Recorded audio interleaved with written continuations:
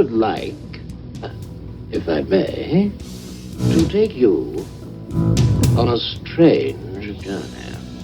Hello, everyone, and welcome to another edition of Real Estate Realities with the Rebel Broker. My name is Robert Whitelaw, and I am the Rebel Broker. Licensed real estate broker in the state of California, member of the National Association of Realtors. But please, don't hold that against me. Welcome to Tuesday, August 23rd, 2016. I have no idea why time seems to have slowed down so much for me for the last couple of weeks. I feel like I should be saying welcome to Thursday, and we're just in Tuesday. I hope everyone's week has started off with a lot of momentum.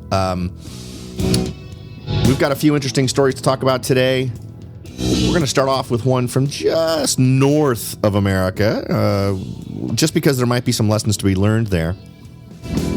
Before we do jump into that, though, please remember that you can get in contact with me via the website at www.therebelbroker.com.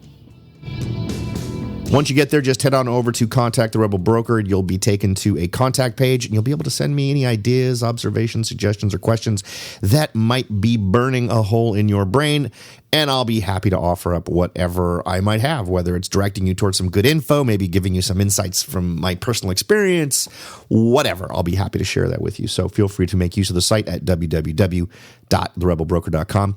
While you're there, please take a minute out of your day to participate in the audience survey. Click the big red button at the tippy top of the page. I believe it's titled something witty like "Take the survey to support the show." Answer those 5 to 7 questions. You'd be doing me a great favor and helping me to work towards being able to grow the show, which means offering you more for free. So that sounds pretty good, doesn't it? One thing I wanted to touch on here, I usually don't talk Canadian real estate for a few reasons, but one of them is I know absolutely nothing about Canadian real estate. So if we were to have a conversation about what legal requirements are, those types of things, I wouldn't have a lot to throw for you. If you're looking about different things relating to good sales strategies and those types of things, I think that's a generally applicable thing no matter where you are. So obviously there's things that I could offer there relating to the Canadian marketplace.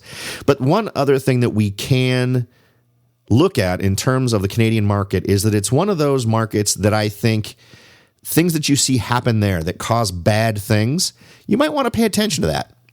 Because I think that those are things that could clearly translate into the American market. There's so much crossover between the United States and Canada in terms of folks leaving here and going there, or leaving there and coming here. There's a lot of shared sensibilities in terms of that kind of stuff. So I think whenever you see something absolutely nutty happen in that marketplace, or something catastrophic, ignoring it, probably not such a great idea. It's a great way to see, well, gosh, maybe we shouldn't do that. Now, this is an article from Zero Hedge, and it's basically talking about how the Vancouver housing market has begun to implode. In fact, they describe it as being a situation where the smart money is rushing to get out right now. And boy, I tell you, judging the numbers I'm seeing in terms of average house price in Vancouver, they're not horribly wrong. In a relatively short period of time, it's dropped from, let's see here. Now, this is just from the beginning of this year, and we peaked at just under 1.5 million for Vancouver average price of homes. And it is now in a pretty dramatic downturn. Now, in July of 2016, it was at 1.4 million, and now it's just about at 1.1 million and continuing to drop in August of 2016. So what caused this? What brought this about? Well, these folks over at Zero Hedge were actually suggesting that the housing bubble had popped in that market after the implementation of the July 25th 15% property tax in British Columbia, targeting the Chinese free-for-all in Vancouver real estate. And it seems like pretty much the day that law went into effect, home prices just started heading south and fast. In fact, it would be hard to describe it as anything other than a cliff of decline in terms of prices. They go on to say that they got confirmation of that last week when they reported that only one word could describe what was happening in Vancouver housing in the past month: implosion. Zolo, a Canadian real estate brokerage which keeps track of MLS home sales in real time and reports prices as an average rather than the benchmark price, showed as of last week a major correction underway in most Metro Vancouver markets. According to the website, the city of Vancouver currently has an average home price of $1.1 million, down, get this, 20.7% over the last 28 days and down 24.5% over the last 3 months. The average detached home is $2.6 million, down 7% compared to 3 months ago. Also, the number of transactions has dramatically dropped. Let's see. I wanted to, because there was another just dazzling number here. According to the MLS listing data, there were only 3 home sales in West Vancouver between August 1st and 14th this year, compared to 52 during the same period last year. For those of you keeping track, that's a decrease of 94%. So we could delve more into this. There's other things. This article I will absolutely post in the show notes for today's show if you'd like to read more about it. But this is an important reminder of what policies do to real estate. There is no big mystery about what caused this. It's absolutely a tax that was levied on real estate. And we have to remember, when we're talking about things like these kinds of things in our areas, there are all sorts of different things that can have the same sort of effect. Here in California, this is a particularly poignant thing because they're talking about getting rid of Prop 13 in California. Now, for those of you who don't know what Proposition 13 is, here in California, it's pretty well known. But back in the late 70s, 1978, Proposition 13 was passed. It was in order to address just crazy high property taxes in this state, and it reduced property taxes on homes, businesses, and farms by about 57%. It created a 1% rate cap. Proposition 13 capped, with limited exceptions, the property tax rates at 1% of full cash value at the time of acquisition. Prior to Proposition 13, local jurisdictions and independently established their tax rates, and the total property tax rate was the composite of the individual rates with few limitations. It also did some rolling back to the 1976 levels, and then from then on out, reassessment occurs anytime a change of ownership happens. So here in California, if you buy a home, the new value that's calculated for that 1% is based on how much you paid for the home. And then, of course, moving forward in today's world, there is a increase that occurs year to year in terms of what your current assessment is. Now, that used to get locked. It's no longer locked, at least not my taxes. My taxes have been going up steadily for property taxes every year. So obviously that part of the law got modified later on. Now, what's interesting to note is that there's a push on to repeal Proposition 13 in California. Now, what the proposition that's being put out or being suggested actually isn't on the ballot. I've been keeping track of what's going to go onto the California ballot. It did not make it, as near as I can tell. But an organization called the Daughters of Charity, which is an order of Catholic nuns, wanted to modify Prop 13 so that anyone who owns a property worth more than $3 million would get these taxes raised. These taxes that these folks would be paid or would have to pay would be increased. Supporters of it were talking about how this is money that would then be used for other things to help the underprivileged, all kinds of other programs apparently that they want to support. The revenues could reach $7 billion a year and would fund anti-poverty initiatives, including early childhood education, job training, and welfare programs. If it goes like most other things in California, that's what they'll say up front, but it'll then go into the general fund and it'll just sort of disappear. Not too different from the lottery stuff that we saw going on here in California as well. Now, so what's interesting is moves like this and folks who are saying, well, that's not going to have much of an effect on a property worth, $3 million. That's a very separate bunch of folks. That's never going to affect me. Well, yeah, it will, because remember that would include all real estate, not just personal property, or not just homes. It would include commercial real estate. And you're going to be hard pressed to find various areas where the areas where you shop, where the folks who are paying rent are paying rent to a landlord who owns the building, and that building is worth more than $3 million. So the rent for those places is going to go up, and that means that either these smaller businesses have to relocate or close, or they have to charge more to their customers. So it's one of those things that will absolutely come down and have a negative effect on a general marketplace. But let's stay focused on things that are scary that could potentially affect real estate. Now, this idea of just embracing the idea of increasing taxes in this way is something that seems to get jumped on pretty quickly. And I'm going to keep my eye on this and see if it ends up being something. But when we are able to look over the border and see what happens with a marketplace where these kinds of things happen, it's easy to see that while this was clearly an unintended consequence, it was not something that should have gone unanticipated. The idea that somehow a market is so robust. See, and this is kind of generally where I'm going with this. It's a mindset. And what scares me is that the mindset that we see north of the border in Vancouver mimics a lot of the mindset that I think that we have currently in lending, or perhaps not in lending, but in the policies that are being implemented that affect lending. Here we had folks who thought you could easily just drop an extra 15% tax onto the marketplace, and it's just going to absorb it because everything's going so well in Vancouver. There's no way we could kill this horse. We can abuse this horse as much as we want, and the government can just take more money out of it. Well, apparently it can't. Vancouver is currently in a nosedive in terms of values. And here's what's scary about this. It'll be interesting to see what happens in terms of folks who go upside down. I mean, imagine losing, because remember the numbers we've talked about, right? This same mindset that endorsed this idea of a 15% increase in taxes in Vancouver.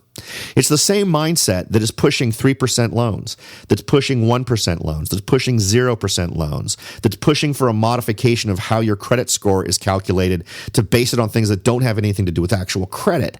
And the result here, even if we didn't see a direct relationship to lending, it would feed the other thing, right? So these guys obviously came at it from a taxation standpoint. This was something that they thought this was a cash cow that they could exploit. They dropped a 15% tax on it. What happened? Property values dropped 20.7%. Now let's pretend that someone decided that sort of a taxation strategy made sense here in California. And believe me, there are tons of politicians who believe this. It doesn't take just the nuns who want to pull more money out of it for whatever pet project they think is important. The politicians in Sacramento would love to grab on to Proposition 13 and throttle it and modify it so that they could soak more money out of it. Given what's going on in California real estate, I would actually rate our taxation situation more sensitive than the Vancouver marketplace prior to this change. If we were to touch Proposition 13, I think that California real estate would experience a similar problem. And let's project that a little bit. Now, we're not doing that. This is a doom and gloom conversation. We're trying to taking what's going on in Vancouver and trying to sort of war game what would happen with us. But let's use more realistic terms. Now, let's stay in Vancouver here for a second. They've experienced a 20.7% drop over the last 28 days in terms of home value, 24.5% over the last 3 months. Given what we're doing with lending, what does that immediately tell you we have as a problem? Well, it tells you all those folks who've been doing 3% loans, who've been doing 5% loans, even folks who've been doing 10% loans over the last year, odds are now underwater. Now, what was the magic number we threw around yesterday in terms of our guess? Well, my estimate of how much value has to be lost before people start looking at the possibility of walking away from their home. It was about 10%, right? And of course, we were throwing around a percentage, but my point was that it was more of a dollar value thing. Well, how about these folks who may have bought their home when it was when they purchased it for $1.5 million, and now it's worth $400,000 less. That's kind of an interesting math problem to be faced with, isn't it? Now, we're going to take a quick break here for a second, but when we come back, we're going to talk about this a little bit more, so don't go away. Are you ready to jump in and start your search for your first investment property? Maybe you've decided that it's time to own your own home, or maybe you're ready to sell your home and move on to something new. No matter what your goal is, the Rebel Broker can help. That's right, aside from hosting this show, I am also the owner, broker of Whitelaw & Sons Real Estate Services right here in Silicon Valley. With over 25 years experience serving Silicon Valley, Morgan Hill, San Martin, and Gilroy, I or one of my great agents can help you achieve your goals in real estate. So if you're ready to look into taking that next step towards achieving your real estate goals, point your browser at www.soldbyrobert.com. That's www.soldbyrobert.com and get in touch. Let me show you how I will earn your business and your respect. Again, that's www.soldbyrobert.com, or you can call me at 408-852-0525. California Bureau of Real Estate ID 00984-909. Welcome back, everyone. We were just sort of mulling over this change in the Vancouver real estate marketplace. If I'm not mistaken, isn't Vancouver where a lot of those shows were being shot relating to flip this house or remodel this house, do all these different things, just based on the immense success that market was experiencing?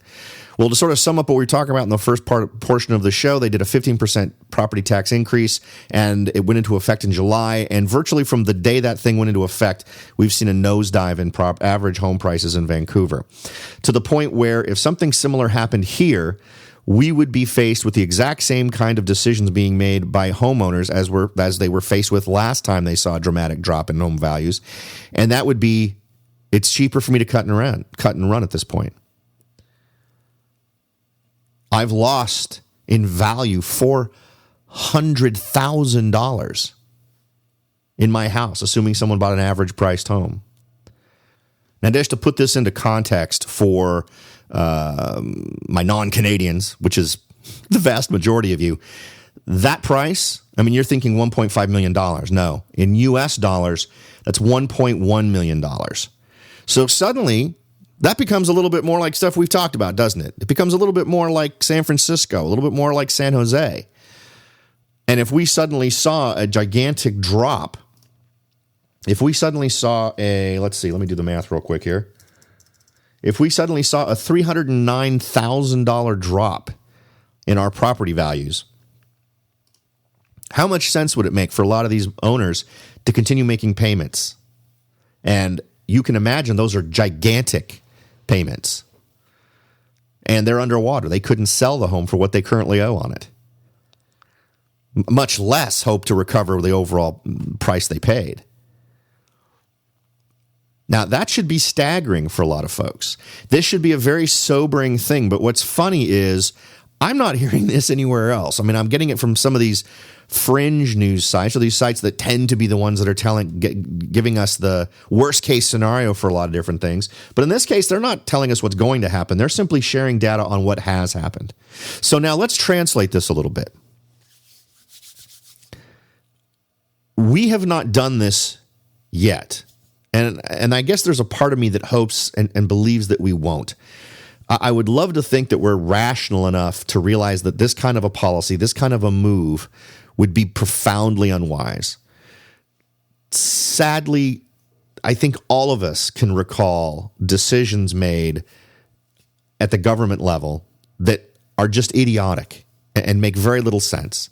And everyone seems to think everything will just go along and everything will work out fine, despite the fact that there'll be plenty of people crying out that this is something that could potentially cause a lot of trouble. And I honestly think that a good example of that here in the United States now is our lending policies. Now, we talked about this yesterday. We talked a little bit about, and on several previous shows, about how it's just not smart to reprime this pump where folks have very, very little money into their properties. it really takes very little decline in the market for folks to suddenly be upside down, to suddenly owe more than the home is worth. And I don't think that's a situation we want to repeat. So if that were to happen, if something crazy were to happen in some other element, because remember, there's lots of different things that influence what goes on in a real estate market. I was reading an article the other day that was talking about how the Fed admits that another $4 trillion in quantitative easing will be needed to offset an economic shock. Well, remember, what quantitative easing is printing money. What do you suppose is going to happen to your dollar if $4 trillion more dollars is put into circulation? Well, each one of your dollars is suddenly going to be worth less than it was the day before because there are more dollars circulating around. So your dollar buys less. Now, that kind of big economic news or action, could that be our equivalent of the Vancouver property taxes going up to 15% or having a 15% tax levied on the real estate? There's a lot of different things in play right now that could absolutely cause that kind of a problem. We'll have to wait to see what happens. This would clearly be something that we could potentially see hitting interest rates. What do we see if interest rates jump to the levels that they really should be at already in terms of being back up to double digits? Remember, it wasn't that long ago. It was the late 70s when we had interest rates closer to 20% than to 5%. I can remember early in my career when interest rates were 13%, 14%. And I remember a few years into it, once they got down to just below 10%, everyone thought that was as low as they'd ever go. So these are all circumstances that can come back. And we currently have a generation of folks that are at that buying age that have never even smelled interest rates above 10%. So I can't help thinking something like that would have a very catastrophic effect on our marketplace in terms of everything. I mean, activity and being able to get a home sold, and then everyone's equity in their home, and of course, by extension, their potential willingness to abandon their loans because they're suddenly worth less than what they paid for it or what they owe on it. I'd love to hear back from you on what you think about this. What are things that you think would be those what would be a Vancouver element in our economy that could potentially cause that same kind of decline? There's so many different things going on right now in terms of our economy and currencies and everything else. The thing is even if you just isolate what you're considering to the world of real estate, there are things that are concerning, but there are so many other things that come at us from so many other angles that could actually cause the same problem. So I'd love to hear back from you. Head on over to www.therebelbroker.com if you'd like to reach out and give me your thoughts. Next story I wanted to hit for tonight was an interesting article I came across relating to rent-to-own agreements that are being questioned. Now, for those of you who've been listening to the show for a very long time, you know that I'm a fan of lease options, which is kind of what this is. But what they're describing here in the text is not what I understand to be a proper lease option. So let me define real quickly what a lease option is. It is a lease. You do not own the property at the front end.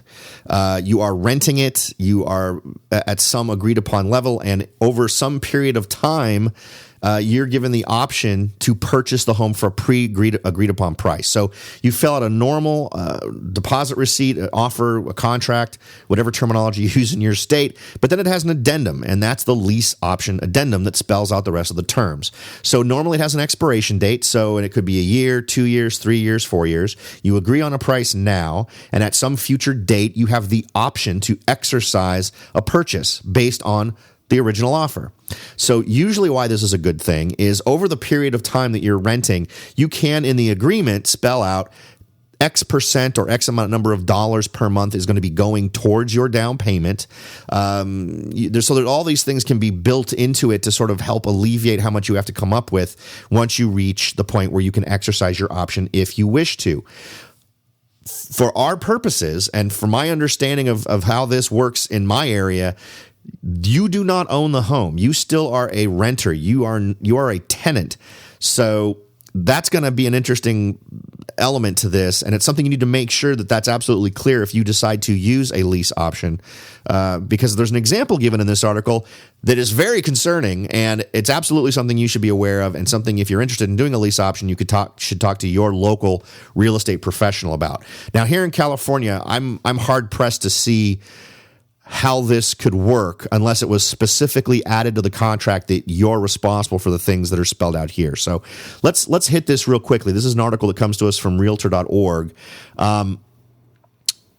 They talk about, they give it some introductory stuff that's really not very important, but then they give an example that I think is just very important. In one recent case, they're quoted as saying, the city of Columbus has filed a lawsuit against Vision Property Management. The company, which owns more than 5,500 homes nationwide, does not offer regular leases or mortgages, but instead rent-to-own agreements that requires the tenants to make all repairs, no matter how big. Now, that would be in your agreement, your lease option agreement, which you'd probably also have a rental agreement as part of that paperwork as well. Some renters, however, after moving in, later discover building code violations and major problems with the homes that they moved into. One renter told the New York Times he faced an $8,000 cost to install a new sewage system. The renter says Vision helped him find a contractor to make the repairs, but then rolled the cost into a new contract, which then valued the property at $60,000. That also increased his monthly cost by $65 to $470 a month. Vision maintains that it offers a full and unconditional refund to tenants within the first 30 days of a contract. So what's interesting here is apparently the way this contract is written, there is some sort of ownership level that's being commuted to the tenant that's odd, or simply they're via the contract being held responsible for all maintenance of the property. Normally, you would leave that as something that is the responsibility of the landlord. You may spell out some very specific things, normal wear and tear, or the responsibility of the tenant, perhaps.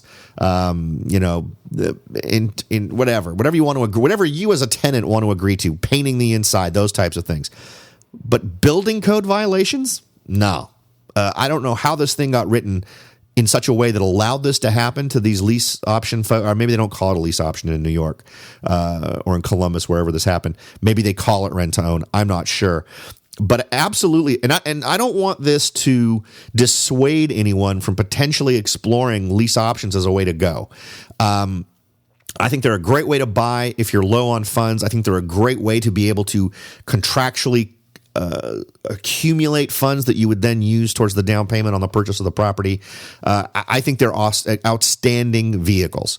Would I recommend one given today's climate? It would really depend on where you think the market's going in your local area. I'm not sure about everywhere. I think the best deals that you make are ones where you potentially lock in a lower price now to insulate yourself against increases in the future.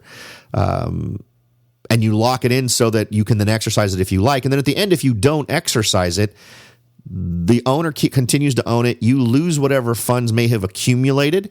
If you wrote the contract that, say, $400 a month of your rent was going to be going towards your down payment, well, you'd lose that money. That would be, and any deposit monies that you may have given would be lost.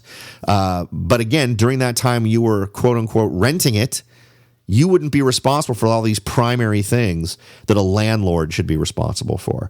So whenever you're getting involved with something like this, you need to make sure to read these documents and make sure you're not being held responsible for something that absolutely should be the responsibility of a landlord. According to these Vision folks, quote, our goal is to put people into houses and turn renters into homeowners. According to landlord Alex, oh my gosh, man, I'm going to butcher this dude's name. Alex Skarzadek told the New York Times. He says such rent-to-own agreements are helping those with poor credit to qualify for mortgages and obtain home ownership one day. Let's see. According to the New York Times investigation, most tenants walk away with nothing, having sunk money for rent and repairs into homes they had once hoped to own. Others faced surprise evictions, having signed a contract that did not disclose what repairs were needed, yet set a deadline for making sure the home was up to local housing code. As different tenants moved in and out of the same property over the course of years, many homes fall further into disrepair. So that is absolutely bright, flashing warning light to you that if you're going to get involved in something like this, if it has any mentions of you being responsible for things that you as a renter should not be responsible for, do not sign that document. And that's really a shame. It's a shame to see companies like this take advantage of the lease option or rent-to-own theory or idea of acquiring property and just beat people over the head with it. With this really stupid, because here's the thing: rent to own, lease options, they can absolutely be win-wins for the buyer and the seller. I get that there are jerks everywhere. Every industry has its jerks. But I tell you, this is one of those things where there's no downsides really with a reasonably negotiated contract, and expecting the folks who are your tenants until they exercise their option to do bringing a property up to code and replacing sewage systems. That's ridiculous. Those are all items that should have been dealt with before you ever put anyone in that property. And given what I've read about how real estate is handled in some of these areas, I am stunned that these folks these folks at Vision weren't then sued for trying to convey property that wasn't to code. So anyway, I don't know. I need to know more details about this, but it's one of those deals where here in California, all that stuff would be ridiculously disclosed in quadruplicate, and there's just no way that could get put over on someone without them knowing it, unless the person who's representing them isn't really representing them or isn't really doing their job very well. So I'd be very interested to find out how that worked. Is this one of those deals where the Vision guys were handling everything for them, taking care of all that paperwork and advising them, sort of serving as a dual agent on this, and then screwing them over that way? But there's the big warning light for you folks. Don't get turned off to potential lease options. Just be smart about them. Make sure to read that stuff. I'd hate to see stories like this coming from folks who listen to this show, because you should be better and not be someone who gets taken in by this kind of stuff. All right, folks. Thanks once again for making the show a part of your daily routine. I do truly appreciate it. As always, thanks for listening. I'll talk to you all next time.